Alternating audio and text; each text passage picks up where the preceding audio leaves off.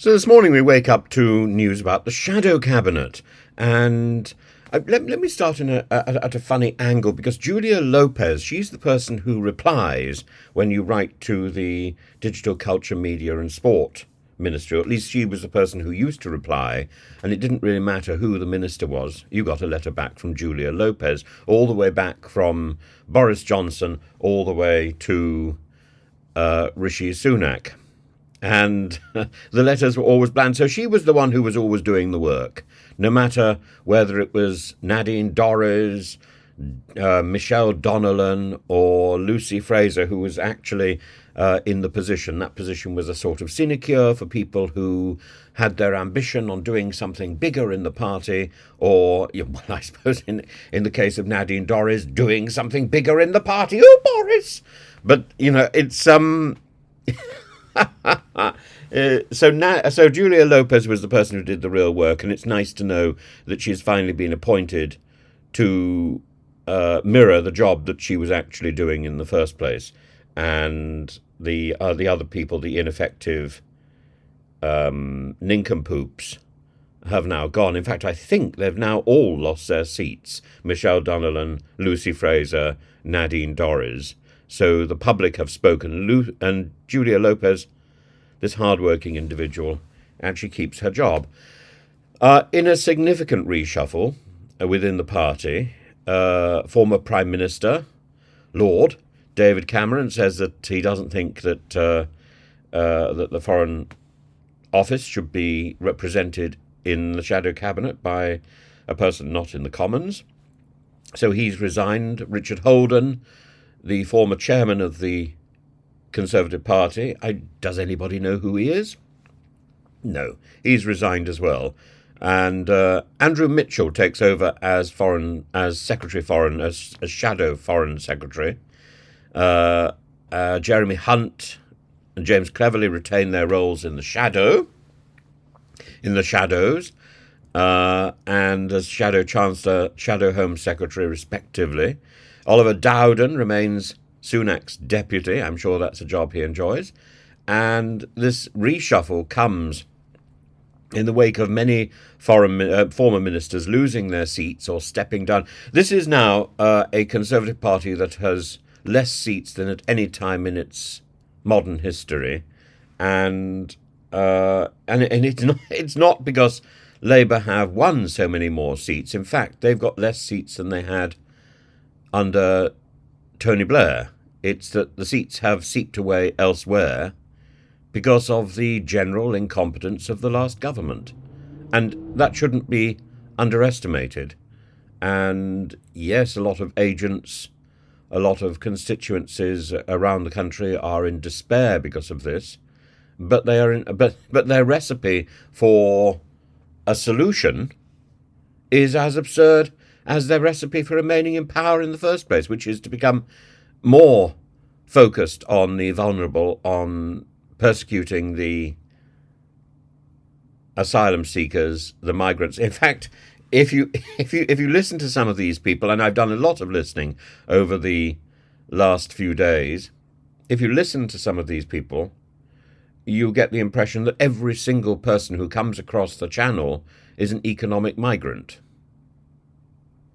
Well, first of all, that isn't true. 90% of those people who are processed, who have come across the channel, turn out to be quite legitimate asylum seekers and worthy of the help that we are offering. Of course, that help is still very slow because of the hotel crisis, the hotel gate, and keeping people in limbo because of Theresa May's hostile environment. That needs to change. And the reason that so many legitimate asylum seekers come to the UK by small boats, risk their lives, is because we don't offer safe and legal routes, and particularly from places like Afghanistan, where we have a duty to help people who helped us, and we have reneged on that duty because we are shits. And Labour has an opportunity now to repair some of the damage done by the party that would normally be flag-waving and claiming patriotism, but both the Conservative Party and the Reform Party want to pretend that so many of these people who are coming across the sea are scrounging. They're not scrounging. They're looking for help from the people who promised it. And yes, there may be one or two people who are economic migrants, but then, when you go back and you look into your own families, a lot of our families come from people, were started by people who wanted to make it good in Britain and succeeded. Those are economic migrants, are they not? And one rule for them, another rule for the people who are coming across the channel now. It's a pitiful misinterpretation of events, a misinterpretation of history.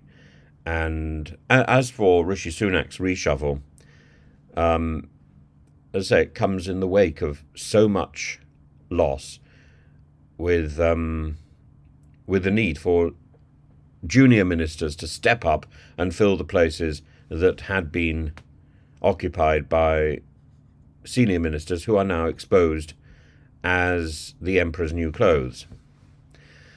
Notable other changes include James Cartledge taking over from Ben Wallace on defence.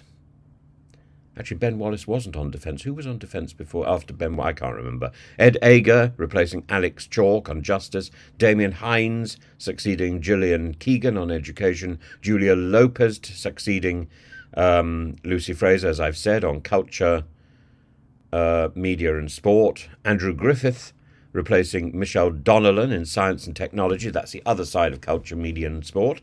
Kemi Badenoch moving to the Shadows Communities Secretary. That's a non-position.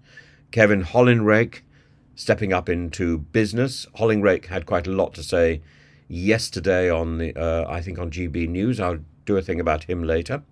Chris Philp becomes the Shadow Commons leader. In his resignation, Lord Cameron expressed his commitment to supporting the Conservative Party as it rebuilds after its disappointing election result. Victoria Atkins, Steve Barclay, Mel Stride, Claire Contino retain their roles in health, environment, work and pensions and energy security, respectively. Helen Whately has been appointed Shadow Transport Secretary, replacing Mark Harper. Richard Fuller becomes interim party chair, emphasising the need for the party to regroup and reflect on its election results and its own stupidity. The timeline for choosing Rishi's successor remains undecided, with the party divided on how swiftly to proceed, but I imagine it will now use the party conference in October either to crown the new leader or to debate the leadership election. Sunak's expected to step down at some point, summer, autumn, potentially necessitating an interim leader if the contest extends over many months, which it may well do. The longer the better. I think it's a matter of getting it right this time. It's a matter of ensuring there is a proper opposition to this very grand Labour government that I'm not convinced has any real plans, but so far it started its time off incredibly impressively, and that needs to be acknowledged and recognised. I think other than the announcement about education, which was a lot of waffle, and effectively about continuing what we've already been doing. And there already is a scheme for providing bursaries to new teachers, and essentially adding money to the pot doesn't change that concept. The money to the pot is coming from VAT on school fees. There's already tax on private health insurance if you work in a bank or something and you get or a law firm and you get private health insurance as part of your deal. That private health insurance is taxed, and so I suppose Labour could always put VAT on private health insurance, but the same issues I think will be held up by the ECHR, that you can't put VAT on education. If you have VAT on one form of education, you have to have it on all forms of education, and education should be free of that. But we wait to see what the challenges are.